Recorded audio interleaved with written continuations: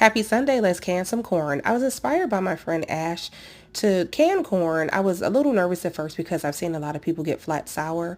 If you want to know what that is, let me know and I can make a video on it. But I did not have that experience. I acquired 25 ears of corn from Marks.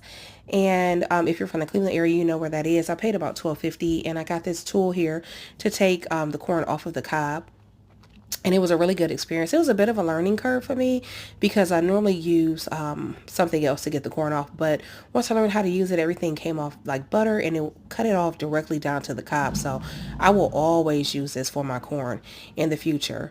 The corn filled up about a little more than halfway of my roasting pan, so I was happy about that, and I started to load up my jars. I do have a 4 jars funnel here that I use. I use a lot of 4 Jars products. I'm definitely a 4 Jars girly, and I love their products. I filled my corn up in my jars to about 1 inch of headspace, and I added a teaspoon of canning salt. And in each jar, I filled it up with hot water. You want to do a good debubbling on these, and as you can see, some of the bubbles are coming up, and it will drop your water level some. So be ready to top those jars back off to get back to a 1 inch headspace. Use white vinegar to wipe those rims, and I'm going to use my 4 Jars pressure canner today. I had 12 pints altogether, and I'm going to use 3 quarts of water because you do not want that canner to run dry as you're processing this for that 55 minutes.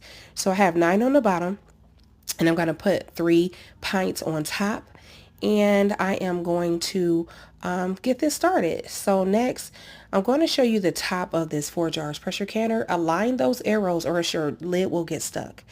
And you want your vent to start putting out steam for at least 10 minutes before you put your weighted gauge on. And I use a lid just to see that steam as I had a steady stream there. And I put on my 10-pound weight. And I'm going to process this at 10 pounds of pressure for 55 minutes. And after that 55 minutes with my 4 Jars timer, I had a beautiful product. I let it sit out on the counter overnight. Happy canning.